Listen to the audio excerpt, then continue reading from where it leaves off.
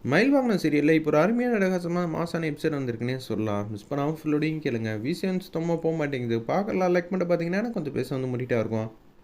மயில் வாகனம்லேருந்து எல்லாரும் வந்து வெயிட் பண்ணிட்டு இருக்காங்க. ரோகிணியை கூட்டிகிட்டு உள்ளே போட்டோம். அதுக்கப்புறம் எதுவாக இருந்தாலும் பேசிக்கலாங்கிற மாதிரி சொல்கிறப்ப ஆல்ரெடி நான் தான் உங்ககிட்ட வந்து சொல்லலான் இருந்தேனே அப்படின்னு சொல்லி அந்த இடத்துல பேச்ச ஆரம்பிக்கும் போது இவங்கள பற்றி தான் அப்படின்னு சொல்கிறாங்க. உடனே எல்லாரும் ஆச்சரியப்படுறாங்க. என்ன ஆச்சு? அதெல்லாம் ஒன்றும் இல்லை. இவங்க கிட்ட தான் வந்து முன்னாடி போனது. அதனால தான் இவங்க எதுக்காக வந்திருக்காங்கன்னு கேட்க வந்திருக்காங்கன்னு கார்த்தி வந்து ஏதோ ஒரு விஷயத்த வந்து சொல்ல வராங்க. என்னது? இவங்க நல்லபடியாக வந்து இருக்காங்கன்னு தான் நம்ம சொல்லி விட்டுட்டோம். அப்படி இருக்கும்போது என்ன எதோ சொல்லிக்கிட்டு இருக்காங்க? ஒன்றும் புரியலையே அப்படின்னு சொல்லும்போது, நீங்கள் ரோஹிணியை வந்து பார்த்துட்டு சொல்லுங்க அப்படின்னு கார்த்தி வந்து பேசுகிறாங்க. சரிங்க, நான் பார்த்துட்டு சொல்கிறேன்னு சொல்லிட்டு ரோகிணியை கூட்டிகிட்டு உள்ளே போகிறாங்க. என்னம்மா, உங்கள் அம்மா ரொம்ப பாட்டமாக இருக்காங்க. நீ எல்லா விஷயத்தையும் சொல்லிட்ட. அவங்க நம்பாமல் இன்னொரு வாட்டி வந்து கேட்க வந்திருக்காங்களா? இல்லைங்க, அவங்களுக்கு மட்டும் இந்த விஷயம் தெரிஞ்சிச்சுன்னா என்ன ஆகும் தெரியுமா அப்படின்னு சொல்லி அந்த இடத்துல ரோகிணி வந்து சொல்லி புரிய வைக்க பார்க்குறாங்க. அப்போன்னு பார்த்து கார்த்தியும் மயில் வாகனமும் இங்கேருந்து இருந்தால் சரிப்பட்டு வராது, யார்கிட்டயாவது கேட்போன்னு சொல்லிட்டு சிஸ்டரை வந்து பார்க்குறாங்க. இங்கே இது மாதிரி வந்து பார்த்துட்டு இருக்காங்க. ஆல்ரெடி வந்து இவரோட ஒய்ஃப் தான் வந்து கர்ப்பமாக இருக்காங்கன்னு சொல்லிட்டாங்க. சரி, அதனால என்ன? நாங்களாம் வந்து அப்படியெல்லாம் சொல்லக்கூடாதுங்க. அப்படி சொன்னால் வந்து என்ன நடக்கும்னு எங்களுக்கு தெரில. ரோகிணி சொல்கிறத புரிஞ்சிக்கவே மாட்டேங்கிறாங்க. அம்மாலாம் அப்படியெல்லாம் வந்து யோசிக்கவே மாட்டாங்கங்கிற மாதிரி தான் சொல்லிகிட்டு இருக்கிறப்ப, நான் எப்படி இருந்தாலும் உள்ளே போகணும், தயவு செஞ்சு புரிஞ்சுக்கங்க. அவங்க எவ்வளோ பாட்டமாக இருக்காங்க தெரியுமா? எதுக்காகங்கிற காரணத்தை மயில் வாகனமும் நம்ம ராஜாவும் சொல்லி முடித்தோன்னே, என்னங்க இப்படியெல்லாம் வந்து சொல்லிகிட்டு இருக்கீங்க? சரி, நான் உங்களை கூட்டிகிட்டு போகிறேன். இருந்தாலும் எனக்கு எந்த வேறு விதமான பிரச்சனையும் வராமல் நீங்கள் பார்த்துக்கணுங்கிற மாதிரி சொன்னோன்னே, அப்படியே கதவு திறந்து பின்பக்கமாக வந்து போகிறாங்க. அந்த இடத்துல என்னது இவ்வளோ நேரம் வந்து மயில் வாகனமும் ராஜாவும் இங்கே தான் நின்றுட்டு இருந்தாப்புல, இப்போ காணுமேங்கிற மாதிரி சந்திரகலா வந்து யோசிச்சுட்டு அப்படியே அங்கேருந்து போகலான்ட்டு இருக்கிறப்ப, சந்திரகலா வீட்டில் இருக்கிறப்ப போட்டு பாடாப்படுத்தினேன், இது சரியில்லை அது சரியில்லைன்னு. இங்கே வந்ததுக்கப்புறம் எங்கே போகிறேன்? இல்லைக்கா, எனக்கு கொஞ்சம் வேலை இருக்குது, நான் போய் பார்த்துட்டு வந்துடுறேன்னொன்னே அப்படியே கார்த்தியும் மயில் வாகனமும் வேற எங்கேயோ போகிறாங்க. இதை வந்து பார்க்குறாங்க. எங்கேயோ அவங்க போய் ஏதோ ஒரு திட்டம் போட போகிறாங்க. அது மட்டும் நல்லா தெரியுது. நம்ம இந்த ரூம் வாசல்லே நின்று எல்லாத்தையும் வந்து சாதிச்சிடலாம் அப்படின்னு சொல்லி யோசிக்கும்போது, அக்கா நம்ம எதுக்கும் உள்ளே போய் பார்ப்போங்க்கா அப்படின்னு சொல்கிறாங்க. அப்படியெல்லாம் எடுத்தோம் கவுத்தோன்னு எந்த முடிவும் எடுக்க முடியாது. இது ஒன்றும் நம்ம வீடு கிடையாது. முதல்ல அதை புரிஞ்சுக்கணுன்னே அப்படியே இன்னொரு ரூம் வழியாக வந்து அங்கே வந்து வராங்க அந்த சிஸ்டரு. மேடம், உங்களை பார்க்குறதுக்காக வந்து 2 பேர் வந்து வராங்க அப்படின்னு சொன்னோன்னே அவங்க என்ன சொல்கிறது ஏது சொல்கிறேன்னே தெரியாமல், சரி சாமுண்டேஸ்வரிக்கிட்ட எல்லா விஷயத்தையும் சொல்லுவோங்கிற மாதிரி சொல்கிறப்ப, மயில் வாகனமும் நம்ம கார்த்தியும் அவங்க முன்னாடி நிற்கிறாங்க. தயவு செஞ்சு எந்த உண்மையும் சொல்லிடாதீங்க அப்படின்னு சொல்லி மயில் வாகனம் வந்து கெஞ்சுறாங்க. என்ன ஆச்சு? எனக்கு ஒன்றுமே புரியலையே. அவங்களுக்கு ஜோசியத்து மேலே ரொம்பவே நம்பிக்கை ஜாஸ்தி. சரி, அதுக்குன்னு அப்படின்னு சொன்னோன்னே நடந்த விஷயத்தெல்லாம் ஒன் பை ஒன்னாக வந்து சொல்லி புரிய வைக்கிறாங்க. நீங்கள் மட்டும் உண்மையை சொன்னீங்கன்னா என்ன ஆகும் தெரியுமா அப்படின்னு சொன்னோன்னே, நான் எப்படிப்பா பொய் சொல்ல முடியும்? பொய் சொன்னால் அப்புறம் எனக்கு எனக்கு என்ன சொல்கிறதுனே தெரியலையே. என்னை கேள்வி கேட்க மாட்டாங்களா? அப்புறம் நான் இங்கே வேலை பார்க்கணுமா வேணாமா அப்படின்னு சொல்லி அவங்க தரப்பு நியாயத்தை வந்து பேசும்போது, எல்லாம் எனக்கு புரியுது. ஆனால் எங்களுக்காக இந்த உதவியை மட்டும் பண்ணுங்க. எல்லார்கிட்டேயும் உண்மையை மட்டும்தான் பேசணும். அதுக்கு தான் நீங்கள் இருக்கீங்க. ஆனால் சில பேர் புரிஞ்சிக்காம இப்படி இருக்கிறப்ப நம்ம என்ன பண்ண முடியும்? அவங்கள ஏமாற்றணுன்னா நம்ம லாபகரமாக இப்படி ஏதாவது சொன்னால் தானே உண்டு அப்படின்னு சொன்னேன்.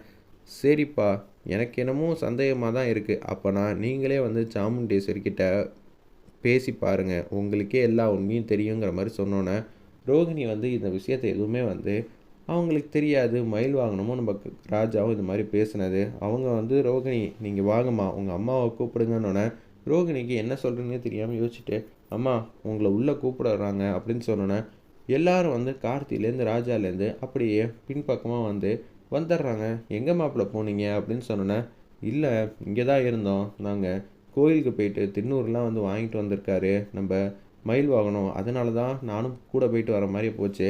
போடா போ, ஏதோ ஒன்று விஷயத்த தில்லுமுள்ளு பண்ணலான்னு யோசிச்சிருப்பேன். ஆனால் எதுவும் நடந்திருக்குமா இல்லையான்னு தெரியல. நாங்கள் வாசலோட வாசலாக தானே இருந்தோம்.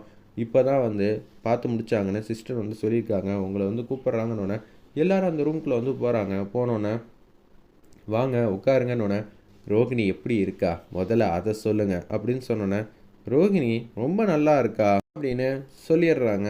அந்த இடத்துல வெள்ளை கலர் கோட் போட்டவங்க உடனே, அதுதான் எங்களுக்கே நல்லா தெரியுமே, வேறு எதுவும் இருக்கா அப்படின்னு சொல்லி விசேஷம் எதுவும் இருக்காங்கிற மாதிரி இக்கு வச்சு பேசுகிறாங்க நம்ம சந்திரகலா. அதுக்காக தானே இங்கே வந்திருக்கோம் அப்படின்னு சொன்னோன்னே, ஆமாம், எங்களுக்கு அதை தான் முதல்ல தெரிஞ்சுக்கணும்னு கோவமாக வந்து பேசுகிறாங்க. அப்படிங்களா, இருங்க ஒரு நிமிஷம்னு சொல்லி அந்த இடத்துல வேற ஒரு ரிப்போர்ட்டை வந்து எடுத்துகிட்டு வர சொல்கிறாங்க சிஸ்டரை. அவங்க வந்து எடுத்துகிட்டு வராங்க. உடனே ரோகிணி வந்து இது மாதிரி இருக்காங்கங்கிறத வந்து சொல்லிடுறாங்க. சொன்ன உடனே செம்மையாக வந்து கடுப்பாகிறாங்க நம்ம சாமுண்டேஸ்வரி. ரோகிணி, நான் உன்கிட்ட என்ன சொன்னேன், நீ என்ன பண்ணி வச்சிருக்க, நான் தான் கிளிப்பிள்ளைக்கு சொல்கிற மாதிரி சொன்னேன்ல, வேண்டாம் வேண்டான்னு, என்னால் இதை தவிர எந்த முடிவும் எடுக்க முடியாமல் போகிற மாதிரி நீ வச்சிட்டல்ல அப்படின்னு சொல்கிறப்ப அவங்கக்கிட்ட வந்து பேச வராங்க. பேச வந்த உடனே நம்ம வெள்ளை கலர் கோட் போட்டவங்க நல்லாவே புரிஞ்சுக்கிறாங்க. ஓகே, கார்த்தி சொன்ன விஷயம் எல்லாம் உண்மைதான். என்ன கார்த்தி, அவங்க இப்படியெல்லாம் பேசிகிட்டு இருக்காங்க, எதை சொல்லக்கூடாதுன்னு சொன்னோமோ அதை வந்து சொல்கிறாங்களே. ரோகிணி, உங்கள் முழு பேர் என்ன அப்படின்னு சொல்லும்போது தான் அவங்க அப்பா பேர் ஆறுங்கிற ஆரம்பிக்கிறதுனால ஆர் ரோகிணிங்கிறாங்க. ஓ, இது வந்து எஸ் ரோகிணி, அப்போனா இது நீங்கள் கிடையாது. எஸ் ரோகிணியை கிட்ட வந்து கொடுக்க மாட்டிங்களா, இது ஆர் ரோகிணி, வேறு ஃபைல் எடுத்துகிட்டு வாங்கன்னு சொன்னோன்னே அப்படியே வந்து ஆர் ரோகிணிங்கிற மாதிரி போட்டிருக்கிற இடத்துல வந்து பேப்பரில் வந்து வாசித்து பார்க்குறாங்க. ஆல்ரெடி 2 பேப்பருமே இவங்க தான் ரெடி பண்ணியிருக்காங்க. உடனே வந்து பார்த்த உடனே அவங்க வந்து இவங்க நல்லா தான் இருக்காங்க, கூடிய சீக்கிரம் வந்து இவங்களுக்கும் நல்ல விஷயம்லாம் வந்து நடக்கும், நீங்கள் எதுக்கும் கவலைப்படாதீங்க, இப்போதைக்கு எதுவும் இல்லைங்கிற மாதிரி பொய் சொல்லிடுறாங்க அந்த இடத்துல. உடனே அப்பாடா, இப்போ தான் எனக்கு சந்தோஷமாக இருக்குது அப்படின்னு சொல்லிட்டு ரொம்ப நன்றி அப்படின்னு சொல்லிட்டு சாமுண்டேஸ்வரி மாட்டுக்கும் போக ஆரம்பிச்சிடுறாங்க. செமையாக வந்து கோவப்படுறாங்க அந்த இடத்துல. என்னது, ரொம்பவே நன்றியா, எதுவுமே வந்து விசேஷம் இல்லைன்னு சொன்னதுக்கு நன்றின்னு சொல்கிறாங்களே அப்படின்னு சொல்லி உச்சக்கட்ட கோவத்தில் இருக்கிறப்ப சந்திரகலா வந்து கூப்பிட்டுட்டு வேக வேகமாக போகிறாங்க. என் பொண்ணு நான் சொன்னதை மட்டும்தான் கேட்பா, ஏன்னா அவள் ஏன் பொண்ணு, நீ எப்போ பார்த்தாலும் இது மாதிரியே வந்து பேசிக்கிட்டு இருக்க, இது கொஞ்சமாவது நியாயமாக இருக்கா? அக்கா, சந்தேகம்னு வந்தால் அதில் தெளிவுபடுத்திக்கிறதுல ரொம்பவே நல்லது தானே அப்படின்னு சொன்னோன்னே செம்மையாக வந்து கோவப்படுறாங்க ராஜராஜன்லேருந்து எல்லாரும். எனக்கு ஒன்றும் புரியலம்மா, அவங்க பார்த்துட்டு விசேஷம் இனிமேட்டு தான் வரும்னு சொல்கிறாங்க, ஆனால் அதை நினச்சி எத்தனையோ பேர் வந்து கவலைப்படுவாங்க, ஆனால் நீ என்றானா ரொம்ப சந்தோஷப்படுற. ஆமாங்க, நான் சில விஷயத்தில் ஒரு முடிவு எடுத்துட்டேன்னா அதில் தான் நிம்மதியாக வந்து இருப்பேன், இதில் மாற்றுக்கிறதுக்கு இடமே இல்லைங்கிற மாதிரி சொல்லிகிட்டு இருக்காங்க சாமுண்டேஸ்வரி. கார்த்தியும் அந்த இடத்துல மயில் வாகனமும் கொஞ்சம் நேரத்துக்கு முன்னாடி இல்லாமல் இருந்தாங்களே, அதனால் எதுவும் திட்டம் போட்டிருப்பாங்களோ அப்படின்னு சந்திரகலா வந்து யோசிக்கிறாங்க.